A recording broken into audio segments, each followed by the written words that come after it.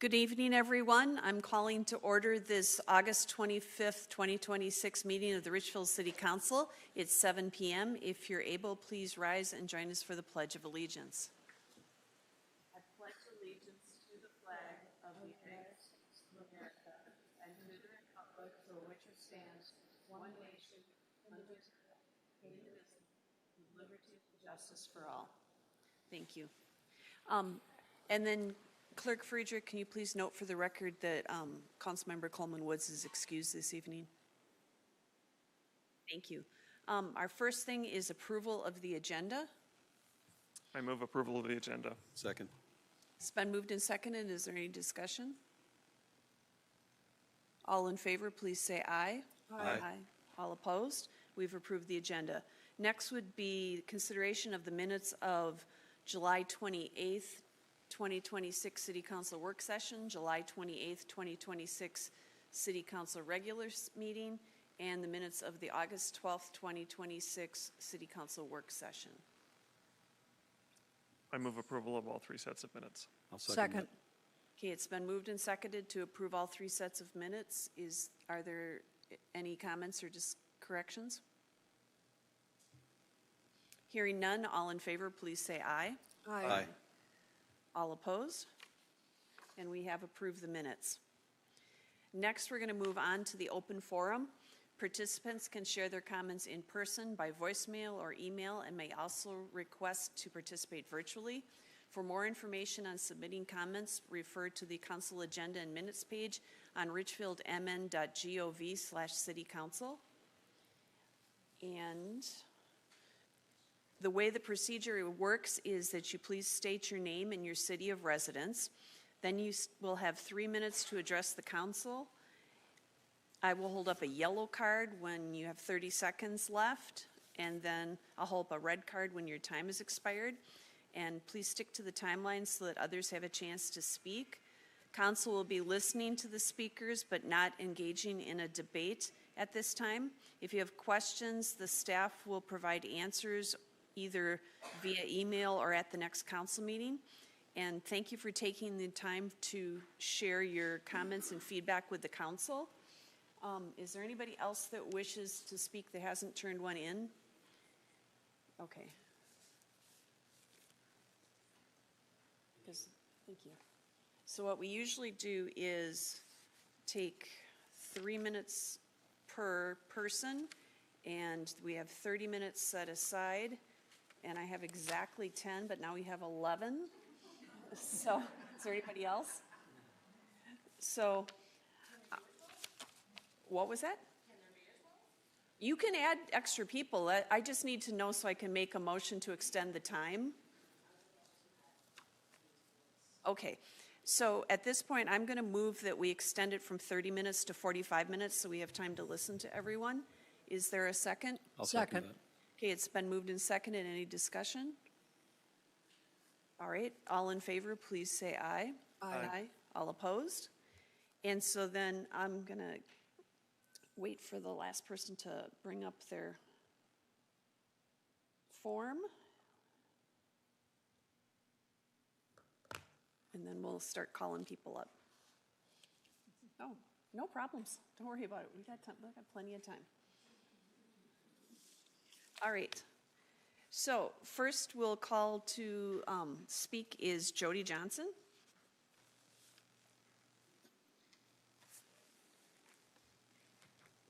Do I have to touch this to make it work? If there's a green light on, it should be working. Okay, good. I'm not great with technology. Hi, my name is Jody Johnson. I'm a retired social worker. I've lived in Richfield for 32 years. I had concerns about the flock cameras. My daughter pointed them out to me 2 weeks ago. And I looked up a number of informational pieces on them, but I was concerned by what I saw. I saw that they had a pretty large error rate that went between 32 and 71%, and that in some cities, people that had never committed a crime had been pulled over, harassed, or harmed because they had been assumed to have been in a stolen car. And I'm very concerned about the fact that people in Richfield could be pulled over and erroneously harassed based on something that's not very accurate. I'm also concerned that we, the citizens of Richfield, were not asked before those were installed. I didn't know anything about any kind of a informational meeting or anything like that. I also saw that according to the Washington Post in August 2026, 50 law enforcement officers have stalked their former or current girlfriends using this technology. So I'm very concerned about domestic violence that could be committed using this technology. There is a high rate of domestic violence with law enforcement folks anyway, and one of the older studies, but one of the ones that's quoted a lot is 40%.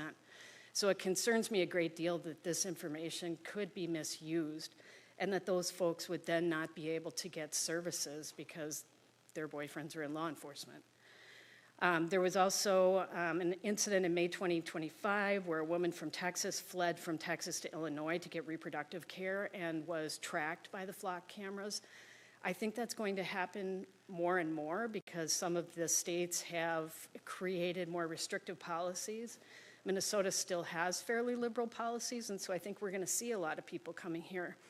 And the problem is that it doesn't just record and keep the information here in Richfield. It hooks up to the cloud, and it's available nationwide to law enforcement. And so it can take that information and use it as it sees fit, and there isn't any clear answer as to where it goes or how long they keep it. They say they keep it 30 days, but most things virtually are really hard to get rid of. They can also track where people go with their cars, so they can track people throughout their day, and that information, could be used for a number of things, custody battles or different kinds of employment things. So it's concerning to me that those cameras would be able to actually track people when they go to the store, if they go to a bar, wherever they go, that technology allows them to do that. Also, law enforcement shares the information they get from the flock cameras with ICE, and that is okay. And that is a very concerning thing to me. We've obviously had a lot of issues with ICE. 2 people have been murdered. Many people were illegally detained. And I would be concerned about the people in Richfield being at risk. I'm concerned about privacy issues, potential lawsuits if anything would happen with harm. Okay, thank you very much. Thank you. Next, we have Angie Rieger.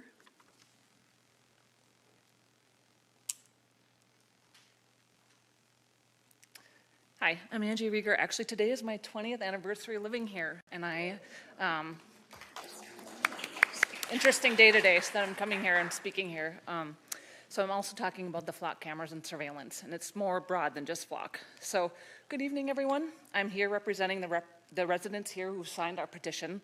If you haven't seen it, I'd like you to go out and read it, asking this council to pause and ultimately end our contract with flock. I promise to be brief. I promise I'll be respectful. I promise not to read the entire group chat that we've had in our community. Here's the short version. Somewhere between one council meeting and the next, Richfield quietly acquired a network of cameras that photograph and log license plates of every car that drive past them. Yes, yours, mine, your pastors, your postal carriers. Whether or not anyone in the car has done anything wrong. Most of the residents I've talked to didn't know these cameras went up, myself included. None of us got a vote. And I want to be clear, this isn't hypothetical privacy. These systems are real. They make documented mistakes with real people's lives. In San Diego, officers were relying on flock to match a license plate on a red Alfa Romeo. Near a carjacking scene, a passenger in that car spent nearly a month in jail before the mistake was caught. In Sherwood, Arkansas, a camera misread a license plate. This past February, they detained the driver and the passenger at gunpoint with their daughter in the back of the car, the 6-week-old. Just this week, actually, if you read an article, there's an article from Oshkosh, Wisconsin, they decided not to go with flock. They found flock was lying to them about what their software does. They aren't glitches. They're predictable cost of trusting algorithm with everyone's movements. So on behalf of the signers, I'm asking the council to formally and publicly answer the questions in the petition, I can send you the link as well, in writing by September 15th. Our request is simple. Pause the contract, cancel any remaining contract, delete the data that's out there, answer our petition questions in writing, hold a forum for everyone in our city, and commit to putting future surveillance proposals to an actual resident vote. We are not anti-safety. We're pro-accountability. Our residents are capable of deciding together whether we want to live under this kind of surveillance. We haven't been asked. Tonight, we're asking you to ask us. Thank you. Thank you.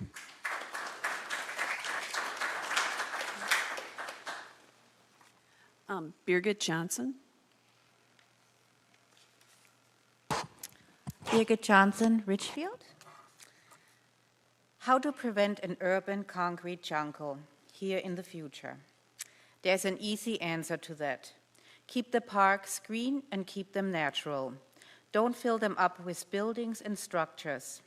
What some may call wasted space, for example, a grassy area, is already in use. For example, killdeer probably nest there. Turtles use it for laying their eggs. People fly kites, etc. There will be a need for green space always. Our priority seems to lay with stuff, though, looking at how condensed our park spaces already are. We need to retain all of our green space now to prevent overcrowding. Urban development significantly contributes to habitat loss, causes alteration in local climate conditions in the form of the heat island effect, an overabundance of impervious surfaces in cities such as concrete, pavements, and rooftops prevent rainwater from being absorbed into the ground. Instead, this leads to excess water runoff, overwhelming city drainage systems, and frequent and severe urban flooding. Elevated pollution levels are also associated with dense cities. Besides air pollution, wastewater management issues, surface water contamination pose an issue. The lack of exposure to nature is an important issue that contributes significantly to our overall well-being. You all know this, but you may think we don't matter that much in the big picture. Everything matters. We are part of nature, and we need to be with nature to thrive. When we ignore nature, we will always pay the price. Thank you. Thank you. Next, we have Adriana Martinez.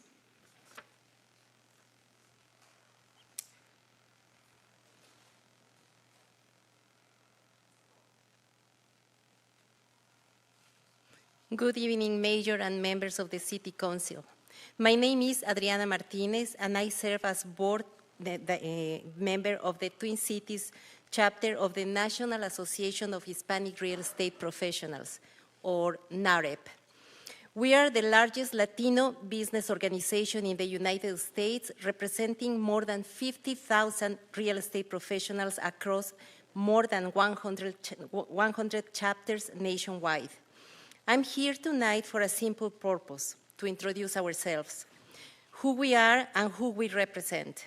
And I want to put into perspective that, starting nationally, the U.S. Latino economy now represents more than 4.2 trillion in GDP. Yes, trillion with T.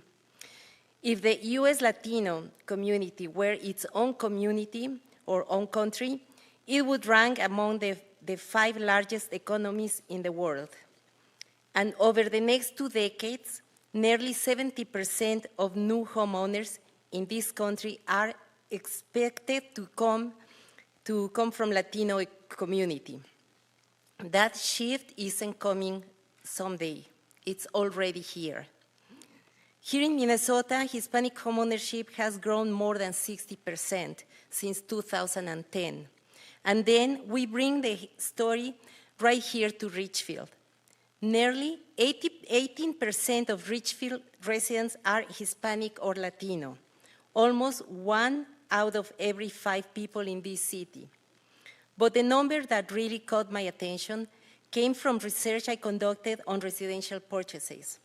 During the second half of 2025, nearly 15% of all residential purchases in Richfield were made by Latino home buyers.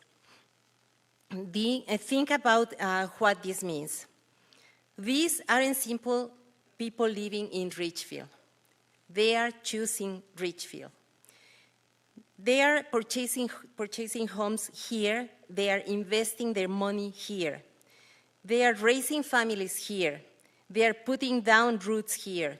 We are building generational wealth. And let me say this in a way that might surprise a few people. We didn't leave places like Mexico, Colombia, or Venezuela because we didn't like the food or because the music wasn't good. We came here for the same reason immigrant groups have always come to this country: opportunity, economic opportunity, a better future, the American dream. And now we're building that future here. So when this council discusses housing, zoning, redevelopment, affordability, or neighborhood investment, the Latino community isn't a side conversation. We are already part of the economic story of Richfield, and that's where NAREP comes in. We bring data, we bring market experience, and we bring credit connection to the families who are defining the next generation of homeowners. We are not here asking for exceptions. We are not here hat in hand. We are here as professionals, as practitioners, as part of the economic engine in this region. So as these conversations continue, we would anticipate to be part of them, not as a formality, but as a partner. Thank you. Thank you. And I will leave this handout with somebody. Thank you. All right. Thank you. If you could give them to the clerk.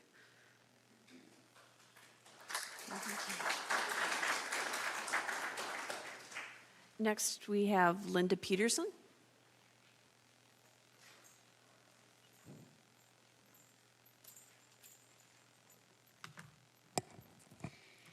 Linda Peterson, Richfield, Minnesota.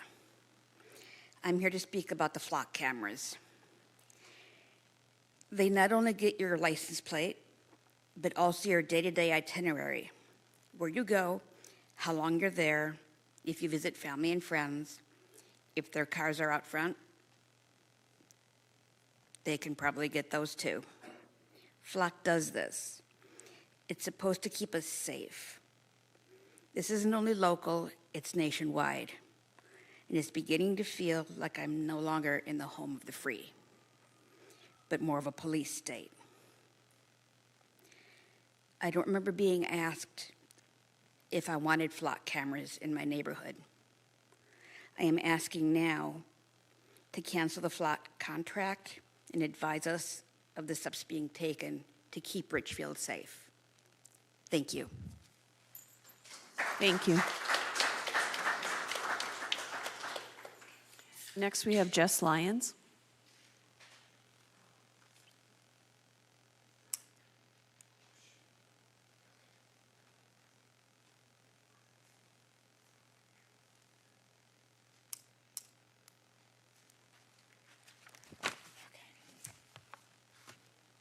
I'm going to move it.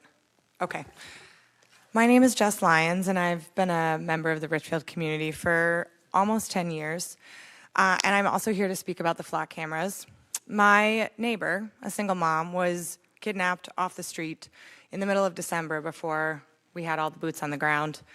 I know her children. My children ride the bus with those children. And it threw me into so much of the mutual aid that I know many of us in this room participated in. Groceries for my neighbors, figuring out other kids and their safety needs, transporting them. I don't know if it was trauma that made me not realize that there was a flock camera at both sides of my neighborhood? I'm not sure. But I remember, after shuttling people to work, being terrified that we were going to be seen in the car. I remember when I did notice that it went up in mid-February. My neighbor had just returned. ICE stalked her at the place that she was released the same day. When I looked at the contract and saw that in 2023, our city paid $36,000 for a one-year contract, I thought I was going to lose my mind.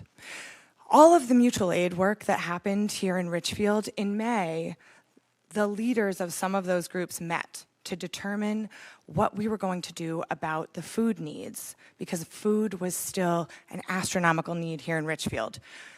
$30,000 our community was supporting in food needs.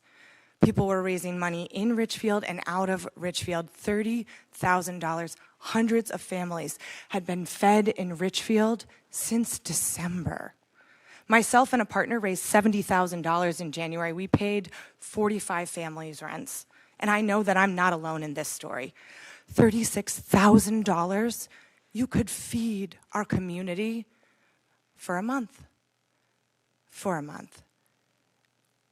I'm concerned that I don't know what Flock is selling that data for. I'm concerned that we would welcome it into this city. And the question that I want to ask is, I choose to be here, and what I saw from Richfield, I want to be here. Who are we? As the leaders of Richfield, who are we and who will we become? That question is deeply important to me now. It is deeply important to me moving forward. We could feed people. We could house people that choose to be here, that bring so much to our city and to our schools and to each other and to our neighbors. Who do we want to be?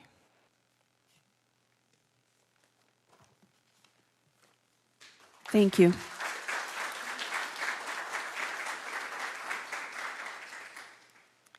Thank you. Sika Dunn is next.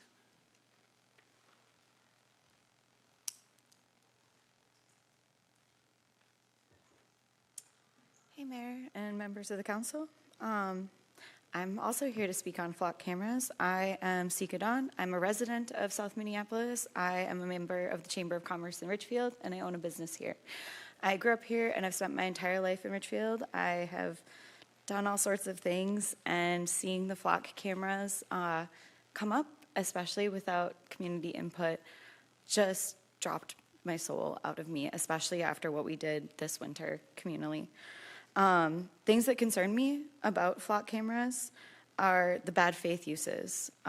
Number one, tracking people's patterns as a pretext for arrest, as it happened in April 25th of this year. And a gentleman traveling from Milwaukee area over to Michigan, they tracked his whereabouts over and over again and decided that that was cause to arrest him on suspicion of cannabis distribution. That's a pretext for crime, not solving a crime. That's not keeping us safe. That's determining who they think is going to be a criminal and doing that instead of investigating actual crime. Stalking, which is something that people have brought up. Many people have already been tried for the stalking cases. That's not something we need here.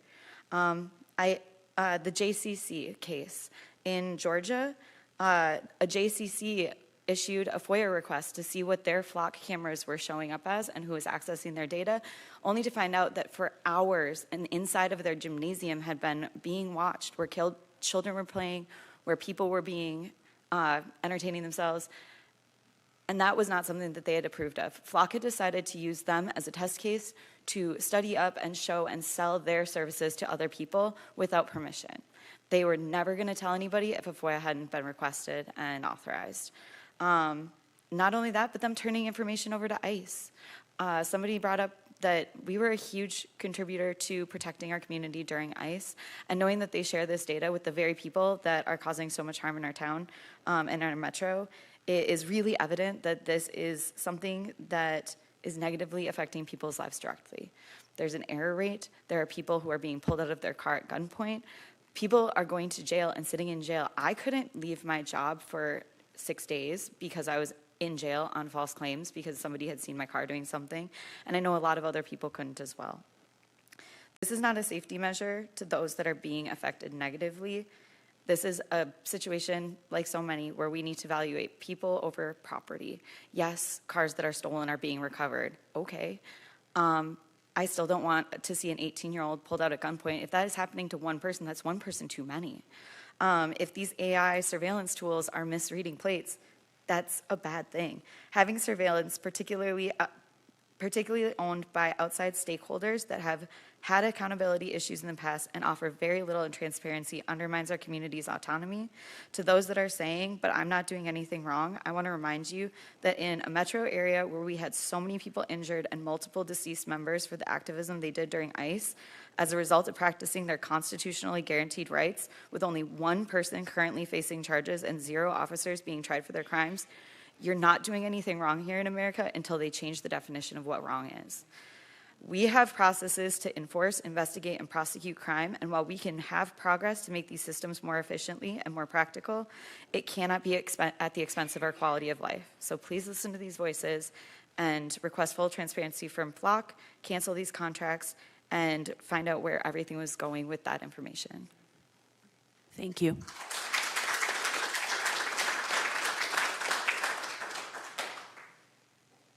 Matthew Berg.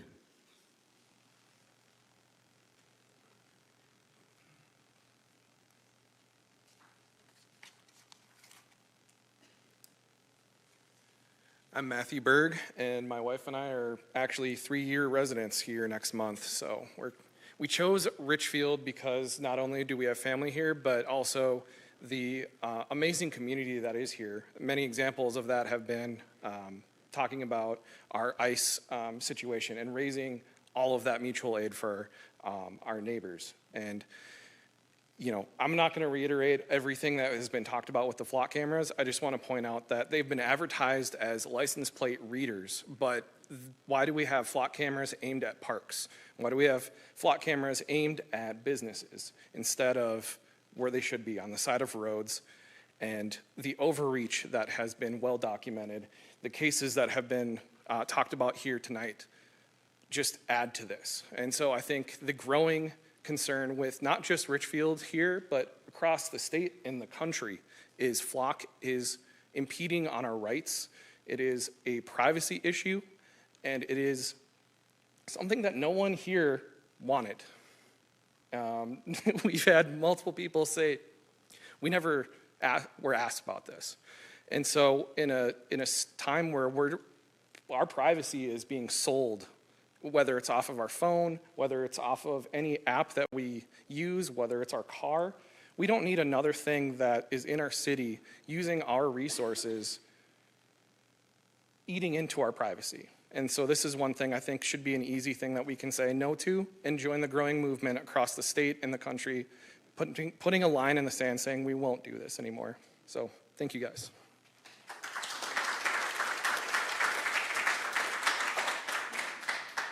Thank you.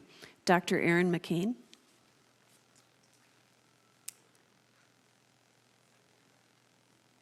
I appreciate everyone's time. I'm here speaking on behalf of 2 people. The first is Aaron, and the second is Dr. McCain. And Aaron's just like the dude down the street. And when my neighbors stand up, he gets choked up pretty easy, and say that they don't feel like they're in America anymore, it really, really gets to me. But we got to talk about Dr. McCain for a second, because Dr. McCain's the guy who writes a 4-page memo for free to the city council outlining the legal liability upon adopting flock cameras, and then spells out a very real national security concern that will likely happen upon adoption and would just give dumb, dangerous people more dumb, dangerous ideas. And I'm going to share one with the chief of police too. But to get you to read that memo, I have to actually say who I am, and so I'm going to do that, and I don't really like talking about myself or my job, so I'm going to do this fast. For the last 20 years, I've been a leading U.S. privacy, AI, and disinformation expert. Within my little industries, I am most famous for being the person crazy enough to become a disinformation diversity hire at a MAGA-adjacent Bible college downtown to get the left and the right, and I mean like hardcore evangelicals and the ACLU to agree on privacy, or bar associations and Big Ten and the RNC and the DNC, and my kids get poached by the Illuminati, and I have to keep my mouth shut.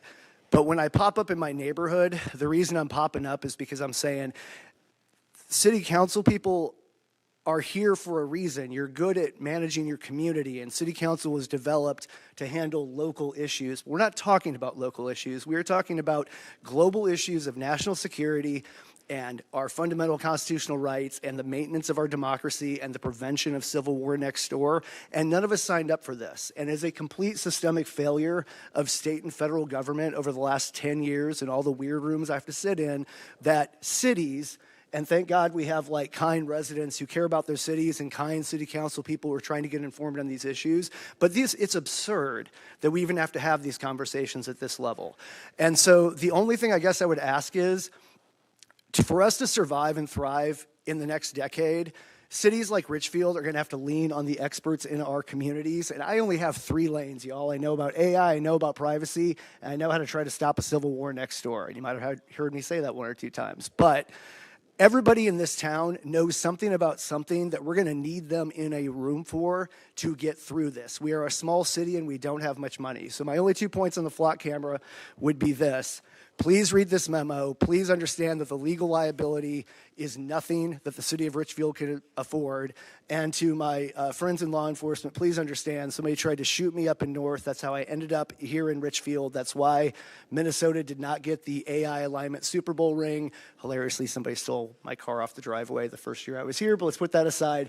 I am a fan of law enforcement, but I'm also a fan of our civil liberties. And all I'm trying to say is, when people in a town come out on a Tuesday night and say something about this smells funny, something about this doesn't smell like America, and the resident nerd is like, holy crap, don't do this, please just listen when that coalition shows up, and hopefully you never have to hear from me again. I appreciate y'all's time. Thank you. Thank you. Thank you. If you had a memo or something, did you give it to the city clerk? Thank you, so she can share it with us. Next, we have Nikhil Nadiev. My apologies. No worries. Thank you, Mayor. Okay. Hi, my name is Nikhil, or Nick. I live in Richfield. My family has lived here for about 4 years. I'm here, like many of you, to speak about flock cameras. Like so many others here, my concerns with these cameras are because of a policy, or at least an attitude of carelessness and non-transparency, as well as a total lack of accountability from Flock, the company. Some of you may know that back in January, a group of tech activists on YouTube were able to remotely access the Flock cameras and view their live uncensored camera feeds, as well as some of the scanned data. They were able to do this to at least 60 Flock cameras across the country before they simply stopped trying. These cameras were found to be almost completely unsecured on either the hardware or software level. This means that literally anyone who wanted and tried would have been able to also access these cameras and the data within them, live as it was coming through the stream. We are lucky that the only people who did this were YouTube activists who immediately bought the issue to Flock. Even though the company says that they fixed that issue, the level of highly sensitive data that Flock cameras gather is simply too dangerous to trust with a company that cannot be bothered to take simple security steps. If activists and YouTubers were able to do all of that, please think of what people with bad intentions are capable of doing, and indeed may have already done, and we have simply not been told. Speaking of the data that they gather, like a lot of us have pointed out, Flock has marketed the cameras primarily as automated license plate readers. But their newer Condor models pick up much more than that, including the color and make of cars, as well as the body and facial features of the drivers and pedestrians walking by. Now, I don't know about the rest of you, but when I go for a walk in the city, I don't wear a license plate, so I don't know what's up with that. But I would really like for it not to happen. They can access any of that data at any point and share with any agency that asks, all without a warrant. So that's concerning. All of that can and has happened in multiple cases, as many of you have helpfully pointed out. And people have been stalked. People have been falsely accused of crimes. People have been hurt. And Flock's repeated lies have enabled all of that. People have mentioned what happened in Oshkosh, Wisconsin in April, and I'd just like to provide some additional context so it's on the record. In Oshkosh, Flock was asked whether they generate heat maps based on their camera data. Basically, did they track people and create a map of where they went and their activity throughout the day? Flock categorically said, no, they didn't. Within 24 hours, the police chief in Oshkosh was notified by his subordinates that Flock had indeed lied, and activity heat maps were available to the police of every car that passed by. Obviously, from that data, extrapolating your activities for the day is pretty simple because no one drives a car somewhere and then just doesn't do anything. This was a lie that was so blatant that it relied entirely on police officers in Oshkosh being either too stupid, too inept, or simply too careless to find out, as well as being too immoral to point out the lie. On the recommendation of the police chief, the city canceled its contract, and I hope we follow through here too, because to me, any single one of these issues would be bad enough. Taken together, they paint a picture of a company that is deeply broken. It doesn't care about the people that their products are supposed to be, quote unquote, helping, and has proven that they have no issues lying to local politicians and regular citizens to get additional contracts. I don't want any of their cameras around our homes, and having them in our city will lead to a loss of personal privacy that we won't easily get back. If the people of Richfield want Flock cameras, and those cameras are so useful and helpful, their implementation in our city should be a matter of public debate and vote. It should never be something that sneaks in uninvited, resists leaving, and in the meantime makes us pay for our own warrantless surveillance. Thank you.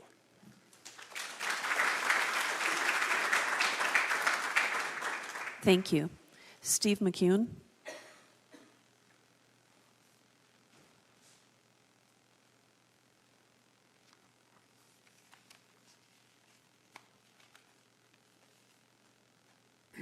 Good evening. Steve McEwen. I've lived in Richfield in the same house right down the street down here for 56 years.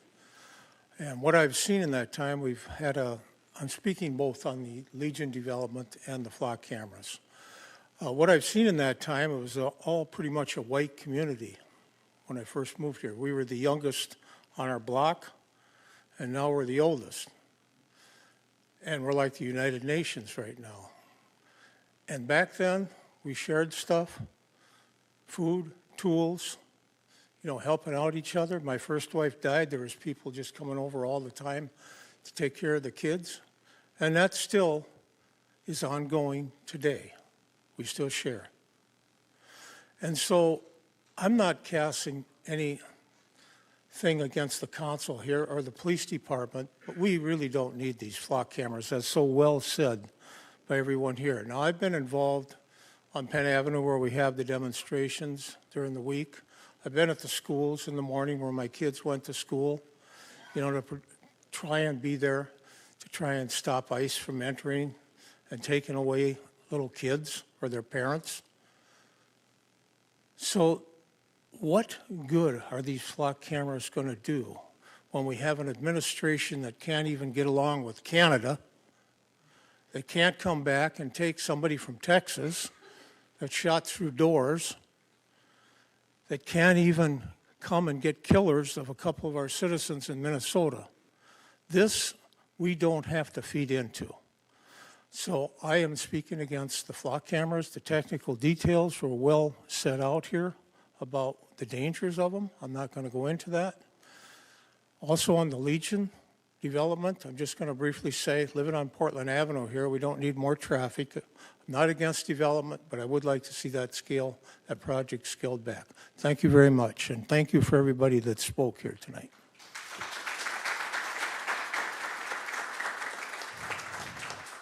Thank you. Tammy Kronerick, and I apologize if I said that wrong.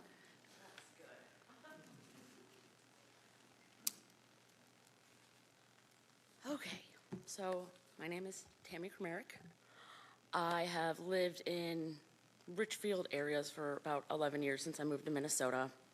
I have spoken to some of you people about Flock cameras before because this is not new to me. And I'm just going to kind of state what everyone else has mentioned. These are not normal times. This conversation a few years ago would have been a lot different than it is now. We all lived through these last 7 months. The other thing that I want to say on that is, since this isn't my first time talking about Flock cameras, when I was at the Richfield Human Rights Commission meeting, I found out in the month of June, For the 30 days that Flock kept the pictures, in Richfield with 10 cameras, there was 1.8 million photos taken. 1.8 million with 10 cameras in Richfield, Minnesota. That's another 120-some thousand across the nation. So this is not a Richfield thing. This is a step back, and we have to see what this problem is. Has Flock done anything about, the murderers that in broad daylight? Flock did nothing for that. The other part of this is cops love saying the excuse of, well, you have nothing to worry about if you're not committing crimes. I don't know if anyone's familiar with the Minnesota 15. That was neighbors talking to each other and protecting children, feeding children, keeping families from getting terrorized. In what way is Flock going to make any of that better? And sorry, I'm very passionate about this. I am so pissed off. But okay, as long as you're not breaking any rules. But Trump's government does not care about that. They decide what's legal and not. And the other part of this that I like to point out, 2013, Edward Snowden released the files letting us know that every single thing on the internet, everything is a backdoor. Everything is built for the feds to be able to look and see into it. That was 13 years ago. No one got punished. Nothing happened. They've only gotten more funding and more corrupt. Do we absolutely believe for a second that they cannot access everything? Do we really think those photos get wiped out after 30 days? And again, 1.8 million photos in Richfield from 10 cameras. That is insane. And you told me that directly, liaison officer, so definitely fact check me, but I remember that. I wrote that down. That's insane. And it hasn't stopped the terror that we're still experiencing. The other point of that is, and I hope you didn't show the sign, ICE gets to drive around with no plate sometimes, or a single plate. Even that's illegal. Their front plate that we all have to freaking get clocked on, they don't. And sometimes they have no plates at all. I've talked to the mayor about one specifically that has a novelty plate. It's Cleveland Browns, it says #1 dad. He's been cruising around for months and months. Why did they not get pulled over? Why does that get to keep happening? And yeah, that's pretty baseline compared to like the executions, but how about we start small and say, fuck cameras. And sorry, I probably wasn't supposed to say that. Times are bad, I'm disabled, and I have a quarter of a spoon.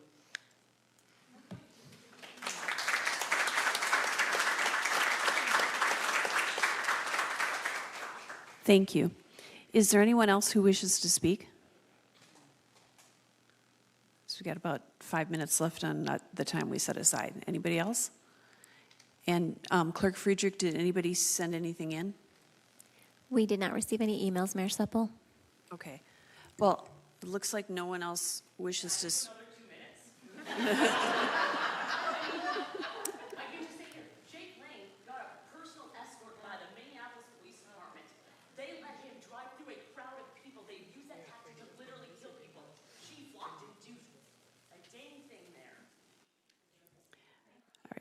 All right, thank you everyone for your comments.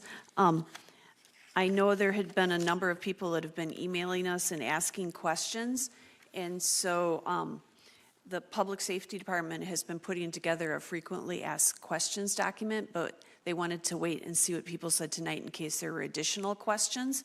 So hopefully that'll be coming out on the website in the next few days, but it is in progress, but we wanted to hear what people had to say tonight to see if there were additional questions. So thank you all so much, and you're also welcome to stay for the rest of the meeting.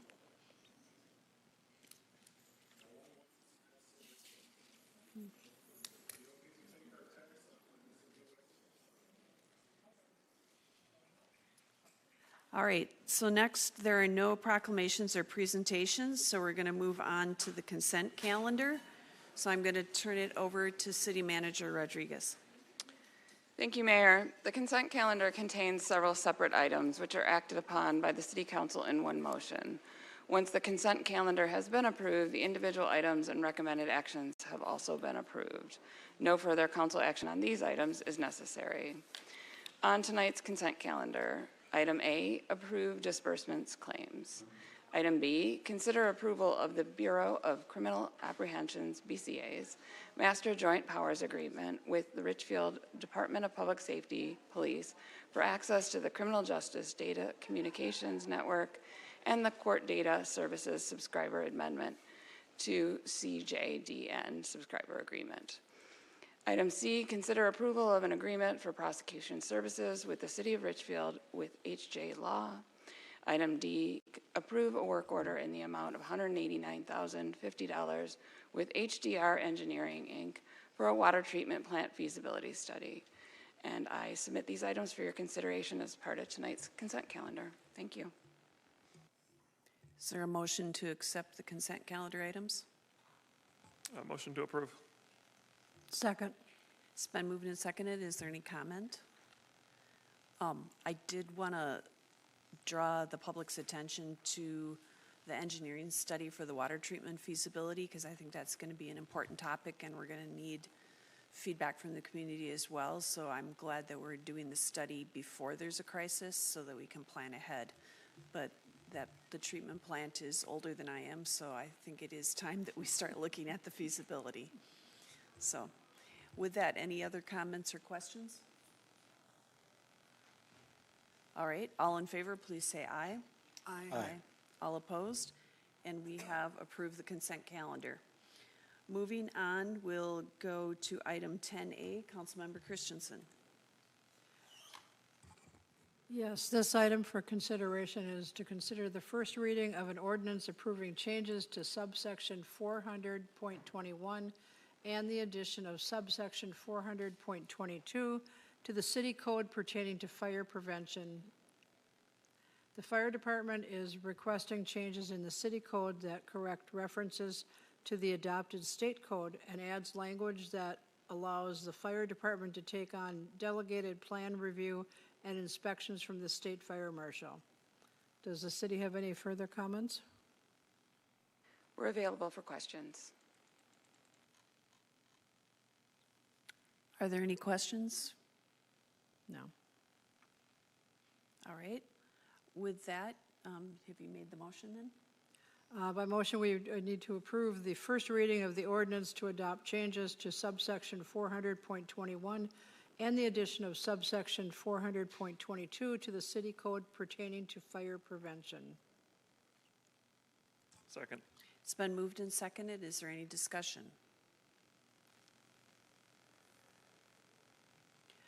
All in favor, please say aye. Aye. All opposed? And we have approved the first reading. Next, we'll move on to the city manager's report. Thank you, Mayor. Our last meeting was, regular council meeting was July 28th, and we had 3 speakers at open forum, and there were no questions, so I don't have a further report tonight. Thank you. Moving on to council discussion, Councilmember Christensen. Yes, the only thing I have coming up is the reminder that school is starting next Monday, August 31st, for the 6th through 12th graders, so we need to be aware of school buses and extra vehicles around in our neighborhoods, and the younger grades are going on September 1st. So that's it. Thank you. Councilmember Hafer-O'Leary. No items tonight. Councilmember Burke. I want to encourage people to go play golf at Richfield and go to the pool and go to the farmer's market. Why do I bring all these up? I did a stay vacation, and really, I've been to these places before, but it's kind of nice in the summer to go to all 3 if you can. My only concern is that the hole number 16 on the golf course, there's no way anyone makes a par 3. So that really needs to be fixed. I'm telling you, no one can do it. But regardless, I really encourage people to go out and experience these things if you can before the summer's over. So that's my hats to hometown hits. We're also doing council liaison, is that correct? Yes. I'm the liaison for the Human Rights Commission, and at our last meeting, we did have, and the Human Rights Commission did invite the chief of police, and the deputy's always there for all the meetings, to talk about FLOC. Unfortunately, there were no members of the public there. So definitely encourage members of the public to come to the Human Rights Commission. That is the best place, I think, to not only voice your opinions about flock, but to get some direct answers and some dialogue with not only representatives from law enforcement, but also representatives from the city council, because I will be there. Part of that discussion was, we've heard a lot about the challenges and concerns about flock. And I got to tell you, one thing that was expressed was concern of at least this city council member of if the flock cameras go away when it's been demonstrated that it has helped with important serious crimes, I would have a hard time having to look to the parent of a child who was kidnapped or murdered or something horrible happened, and to have to explain to that parent why we didn't have that system when it could have solved the crime. That's the one thing that I haven't heard tonight, and I haven't heard from anyone. The ramifications of giving up a system that has been proven, at least to this council member, that it does help in solving crimes. I really hope that the public comes to the Human Rights Commission to engage in these discussions. My mind is certainly open to change, but that is where I'm standing on this right now. So, that's it. Thank you. I wanted to do a couple of shout outs to say thank you. There were a lot of volunteers that helped at Unity in the community, and I believe it was over 850 backpacks that were given out for kids. So thank you to everybody that helped with that. Also, the Minnesota ARC and the Richfield Disability Advocacy, it's RDAP, and I'm forgetting what the P stands for, so forgive me. They worked really hard, and we had a Disability Pride Festival, and that was the first annual one, and we're hoping it's going to continue into the future, but it was a really great event, and I want to thank all the participants and all the volunteers. And I also want to thank everybody that spoke tonight and want to continue the conversation, because there's a lot to be talked about. And I'm hearing from people in all parts of the community on both sides of the issue, but I do think we need to talk about this and figure it out. So thank you. Is there anyone else that has anything they would like to add? All right, then a motion is in order to adjourn the meeting. So moved. Second. It's been moved and seconded to adjourn the meeting. All in favor, please say aye. Aye. All opposed? And we stand adjourned. Thank you.